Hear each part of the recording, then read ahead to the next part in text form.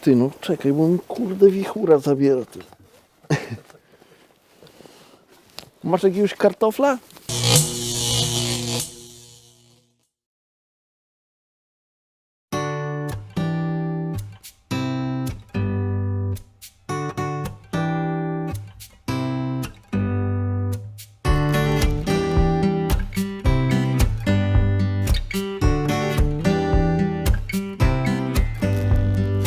Cześć, nazywam się Adam Niemiec, bardzo serdecznie witam na kanale Preston Innovations Polska i zapraszam Was na pierwszy odcinek Q&A ze mną w roli głównej.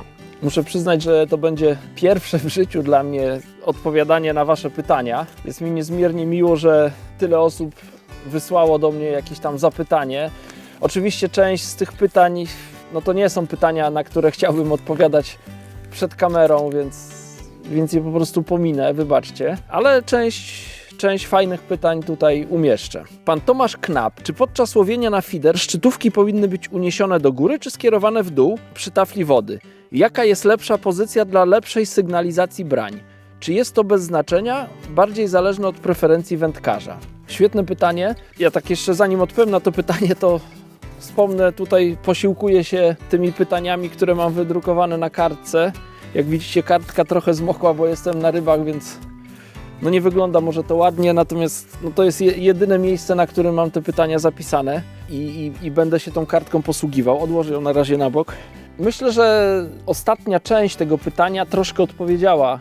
To była też odpowiedź na to pytanie. Bardzo często to zależy od preferencji wędkarza. Ja staram się umieszczać szczytówkę możliwie blisko wody. Możliwie blisko wody to oznacza, że jak łowię na wodzie stojącej, czy na kanale, czy na wodzie jakiś tam o wolnym uciągu, no to ta moja szczytówka znajduje się praktycznie przy tafli wody, dotyka tafli wody. Chodzi o to, żeby plecionka, która znajduje się, czy żyłka, która znajduje się nad wodą, no wtedy ona nie jest podatna na jakieś podmuchy wiatru, a także jeżeli jest ukryta pod wodą, no to jeżeli płyną jakieś trawki, jakieś inne rzeczy, które no wiadomo na wodzie spotykamy, no to one rzadziej zaczepiają o tą żyłkę czy plecionkę. Podczas bardzo silnego wiatru zdarzało mi się też łowić tak, że nawet szczytówka była pod powierzchnią wody. Chodziło o to, że ta falująca woda uderzająca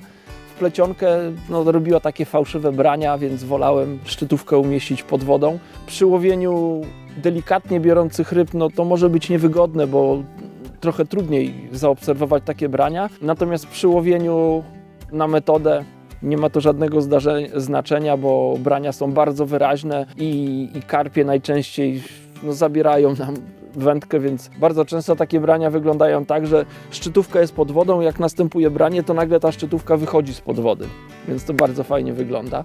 Oczywiście, gdy łowię w rzekach, no to szczytówkę ustawiam trochę wyżej, chodzi o to, żeby mniej linki znajdowało się w wodzie, bo jeśli woda płynie, no to wiadomo, oddziaływuje na linkę. Jest napór na żyłkę lub plecionkę i wtedy no, trzeba zakładać cięższy koszyczek i mocniej się wygina szczytówka, więc unoszę szczytówkę, żeby mniej linki było w wodzie. Natomiast nie unoszę tej szczytówki bardzo wysoko. Nie lubię wysoko uniesionej szczytówki z prostego powodu, bo po takim łowieniu mnie boli później szyja. Ja to sprawdziłem na sobie, więc ustawiam na takim poziomie, który jest mi wygodny do obserwacji tej szczytówki. Pytanie numer 2. Johnny Bravo. Czy będzie można jeszcze kiedyś obejrzeć film na temat łowienia uklei? To był świetny film, niestety zniknął. No ja wiem, że ten film zniknął niestety, natomiast czy będzie jeszcze do obejrzenia? Akurat ten film nie będzie do obejrzenia, natomiast myślę, że w przyszłości, nie jestem w stanie określić tej przyszłości, wspólnie z Prestonem będziemy chcieli przygotować tego typu film o łowieniu uklei, więc nie podam terminu kiedy, ale chodzi mi on po głowie i być może taki film powstanie. Robert Rogiński. Adamie, które z łowisk komercyjnych w okolicach Warszawy lubisz najbardziej i dlaczego? A które w Polsce? Cenisz bardziej klasyk czy metodę? Mam 2 ulubione łowiska w okolicach Warszawy. Jedno to jest łowisko Jegiel, to jest za Wyszkowem. Bardzo urokliwe łowisko, tam jest kilka stawów. Na każdym stawie trochę inaczej trzeba wędkować, więc fajna woda z różnym rybostanem, można łowić dużo niewielkich ryb, można zapolować na duże ryby, można łowić na dużej odległości, więc to łowisko oraz łowisko Rusiec, gdzie moim celem głównym są duże karpie blisko brzegu i myślę, że na tych dwóch łowiskach bym zaprzestał. Nie znam zbyt wielu łowisk komercyjnych w Polsce, więc nie chciałbym jakichś fajnych łowisk pominąć, na których nie byłem. Natomiast na pewno warto wspomnieć łowisko Batorówkę, nad które często jeżdżę i bardzo tam lubię wędkować. Nie umiem jednoznacznie powiedzieć, czy wolę łowić na klasyka, czy na metodę. Mam takie okresy w roku, gdzie preferuję łowienie na metodę, a są takie okresy, że tęsknię za klasykiem, więc trudno jest mi powiedzieć. Chyba jakbym miał wybrać tylko jedno, to pewnie wybrałbym klasyk, natomiast to nie jest bardzo zdecydowane zwycięstwo. Damian Kłobukowski. Panie Adamie, czy feeder to teraz Pana docelowa metoda, czy będzie jeszcze szansa zobaczyć Pana ze spławikiem? Może jakieś wspólne łowienie odległościówką? Moja ulubiona metoda.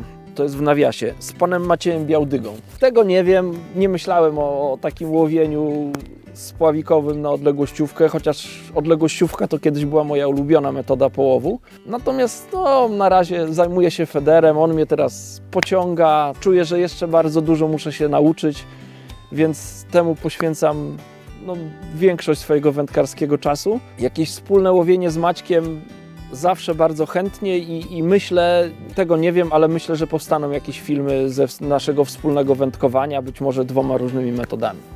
Adrian Mieszkała. Co takiego się wydarzyło, że wędkarstwo spławikowe zostawiłeś dla wędkarstwa gruntowego? Jest szansa na jakiś film z łowienia tyczką karpi?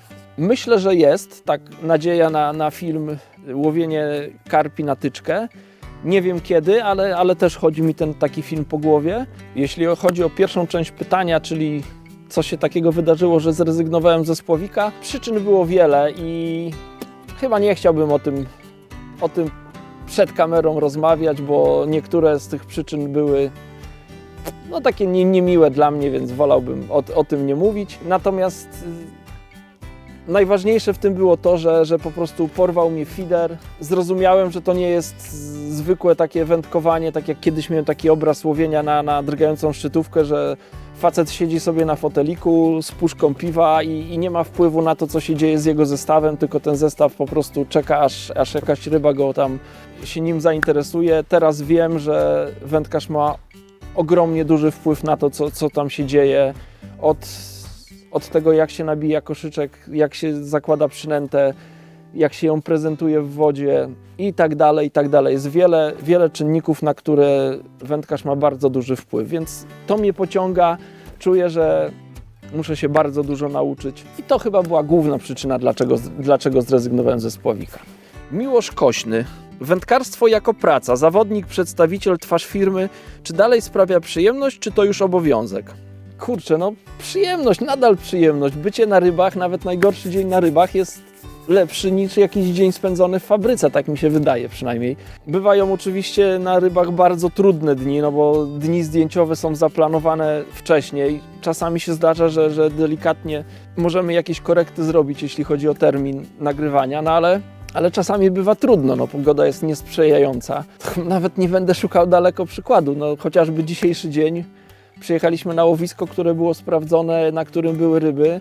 Okazało się, że tych ryb nie ma, tak jakby, nie wiem, coś złego się z tym łowiskiem stało. Ja przypuszczam, że to, że dzisiaj akurat nie ma ryb, to spowodowała gwałtowna zmiana pogody, przybór wody, zmętnienie tej wody i nie ma ryb.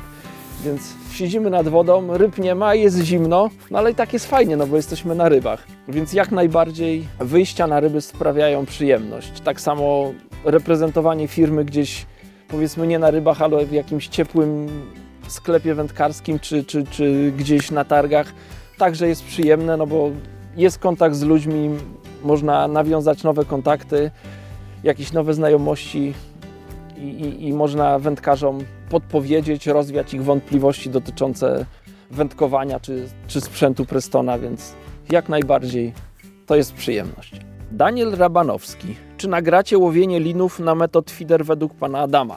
No jest to bardzo ciekawy temat i będziemy chcieli nagrać taki film. Nie jestem w stanie powiedzieć kiedy, natomiast no myśleliśmy już o tym i myślę, że w najbliższej przyszłości będziemy chcieli zrobić taki film. Co lepsze, klasyk czy metoda? Pyta pan Wojciech Sokulski. No na to pytanie już odpowiadałem. Jeśli miałbym wybrać tylko jedno, to pewnie wybrałbym klasyk, natomiast metodę też bardzo lubię i to nie jest takie zwycięstwo jednoznaczne. Michał Bielawski. Czy prywatnie łowię jeszcze na spławik? No nie łowię. Bardzo dawno już nie łowiłem na spławik i przyznaję, że w ogóle mnie to nie ciągnie. Tu nie ma ryb. Czy przeszkadza panu hałas nad wodą? Głośne rozmowy, trzaskanie drzwiami samochodu, spacerowicze? No nie wiem co powiedzieć. No tak, wydaje mi się, że to jest pytanie retoryczne. Oczywiście, że mi to przeszkadza i staram się wybierać takie łowiska, żeby tego uniknąć. Co mogę powiedzieć? No przeszkadza mi, nie lubię takich rzeczy. Nawet oczekuję tego, że jak wędkarze pojawią się nad wodą i coś tam muszą z samochodu zabrać, no to oczywiście trzeba tymi drzwiami czy klapą bagażnika klapnąć, ale to trzeba trzasnąć raz i tyle. A jeżeli ktoś to robi co chwila, no to bardzo jest to irytujące dla mnie. Tadeusz Kowal. Dlaczego feeder, a nie spławik, jak było na Gocławiu? No to też już na to pytanie troszkę wcześniej odpowiedziałem. Feeder, nowa metoda, która pozwoliła mi dosięgnąć do ryb, które były poza moim zasięgiem, gdy łowiłem na spławik. Łowienie na spławik, no to wiadomo, tyczka 13 metrów. Do tej odległości byłem w stanie bardzo precyzyjnie zaprezentować przynętę, zanęcić i łowić ryby. Jeśli chciałem łowić dalej, no używałem albo metody bolońskiej, albo waglera czy slidera, czyli odległościówki. No ale też byłem ograniczony odległością, powiedzmy takie powtarzalne nęcenie i łowienie, no to było do 40 metra. Powyżej tego dystansu no, trudno było dobrać się do ryb. Teraz z wędką federową nie mam żadnego problemu, żeby próbować ryby łowić na dużym dystansie. Bardzo często to się udaje, więc dlatego feeder. Następna sprawa, nie muszę trzymać wędki w ręku, gdy jest niekorzystna pogoda, gdzieś tam wieje wiatr, wędka stoi na podpórce. Zakładam kapturek, jest mi ciepło i nadal łowię, więc pod tym względem feeder jest dużo lepszy od spławika. Maciek. Adam, głęboki zbiornik zaporowy PZW, głębokość 5-7 metrów, leszcze, karasie, płocie, no i karpie. Jakbyś podszedł z klasykiem i z metodą? No to jest temat bardzo rozległy, więc chyba nie mamy aż tyle czasu, żeby tutaj o tym gadać, bo to można by było niezłą rozprawkę na ten temat napisać. Takie głębokie łowiska są bardzo trudne dla wędkarzy według mnie.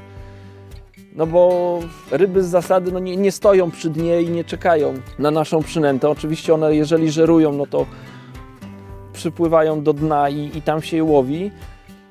A metoda federowa czy metod feeder, no to są metody typowo denne. Prezentujemy nasze przynęty na dnie, ewentualnie z opadu, ale to też się odbywa przy dnie, więc jeżeli mamy kilka metrów wody nad dnem, no to musimy zrobić wszystko, żeby spróbować łowić ryby z dna. Więc po pierwsze unikałbym, jeśli chodzi o feeder klasyczny, unikałbym koszyczków otwartych. Próbowałbym łowić koszyczkami typu window feeder, które całą zawartość transportują do dna i dopiero tam uwalniają tą zawartość. Chodzi o to, żeby w wodzie nie pozostawiać jakichś tam przynęt czy smugi, która by spowodowała, że ryby bardzo chętnie będą w tej toni przebywać. Jeśli chodzi o metodę, to na pewno bym przygotował pelet, który jest bardzo zwięzły i bardzo dobrze trzyma się podajnika.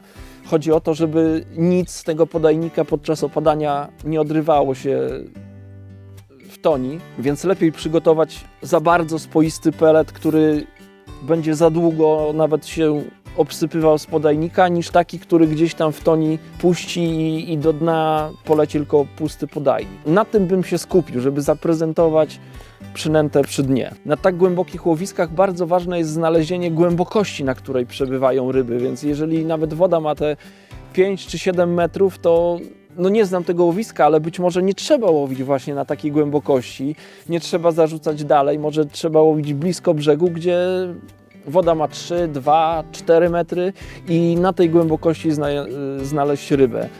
wielokrotnie jak wędkowałem na łowiskach głębokich, albo jak rozmawiałem z wędkarzami, którzy wędkowali na łowiskach głębokich, to takim podstawową rzeczą to było znalezienie właśnie głębokości, na której są ryby. Bardzo serdecznie dziękuję wszystkim osobom, które wysłały do nas pytanie. Przepraszam te osoby, na których pytanie nie odpowiedziałem. To był pierwszy odcinek Q&A, w planie są kolejne, więc jeżeli macie jakieś następne pytania odnośnie wędkarstwa lub sprzętu Prestona, zachęcam, zostawiajcie te pytania pod tym filmem w komentarzach. Dziękuję, że dotrwaliście do końca filmu i do zobaczenia.